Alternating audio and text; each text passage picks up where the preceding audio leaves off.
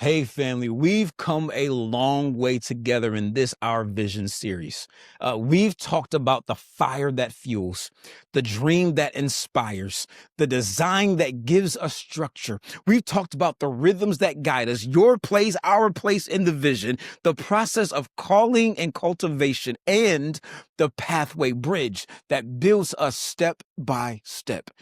Now we are in this final session, and I want to talk about the future, keeping the vision alive. Because vision isn't just something we announce once and then we move on from it. It has to be remembered, it has to be revisited. Vision has to be renewed and lived out. Otherwise, even the clearest vision can fade into the background. Here's what we know.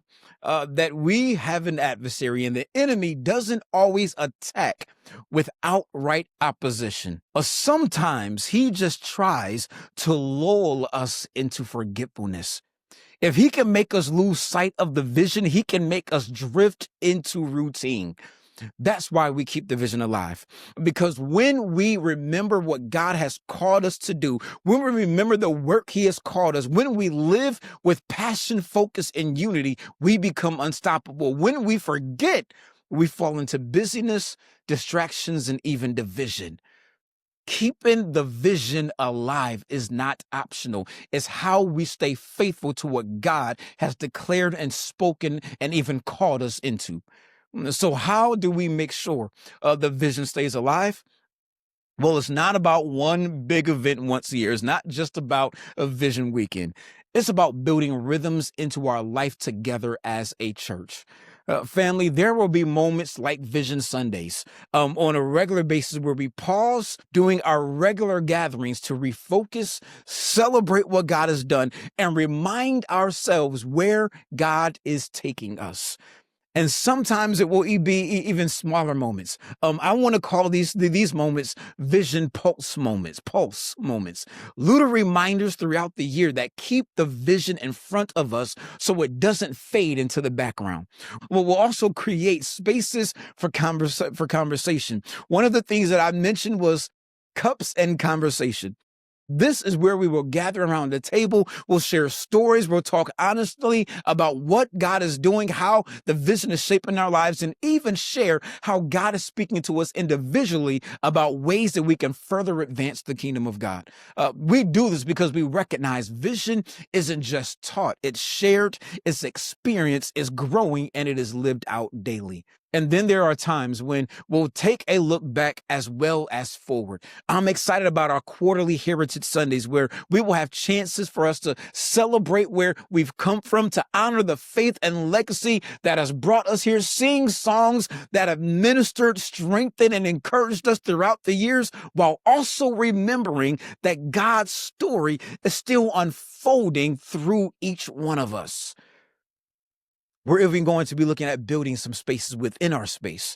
That's why we want to make sure that we can continue telling our story. We're going to build a heritage hall, a place where our history, testimonies, and vision are displayed so that every generation can see themselves as part of God's bigger plan. And of course, every year we'll come back together for a vision weekend, not just to relive the past, but to seek God afresh, to keep the vision fresh in our hearts, and to recommit ourselves to the work that he has called us to complete. But here's the key. Keeping the vision alive isn't the job of one person. It's not the job of one team. It's not even just about planned events. It's about all of us. Every time you share the vision with someone new, every time you serve with joy, every time you pray for the church, you pray for the city, every time you lift your hands and worship, you're keeping the vision alive. And we're open to the ideas that God stirs in you as well, because this isn't a closed book. The Spirit may show you ways to carry the vision that we haven't imagined yet. Keeping the vision alive is our shared responsibility. It's our shared joy. I can't wait. I'm looking forward to sharing this thing with you. And here's the exciting part. The vision doesn't just keep us alive. The vision multiplies. When we live it, our children and grandchildren, they catch it. When we embody it, our neighbors in our city begins to feel it. When we carry it, the kingdom of God expands exponentially. This vision isn't just for a weekend. It's for generations. It's for a city waiting to be transformed. It's for a world that desperately needs hope and needs the freedom of Jesus Christ. So as we close this series, please allow me to encourage you. Hear my encouragement to you. Don't let the vision stop here. Carry it in your prayers. Carry it in your conversations. Carry it in your service. Carry it into your family. Carry it into your jobs. Carry it. The future of this vision isn't in a document or a plan. It's in us, people of God, walking in fire and framework, living the dream, embracing the design, moving with rhythm, taking our place, being cultivated in calling, walking the bridge, and keeping the vision alive. Family, the future is bright because Jesus is alive. And as long as he lives, the vision that God has given us will live. Now, let's keep it alive together.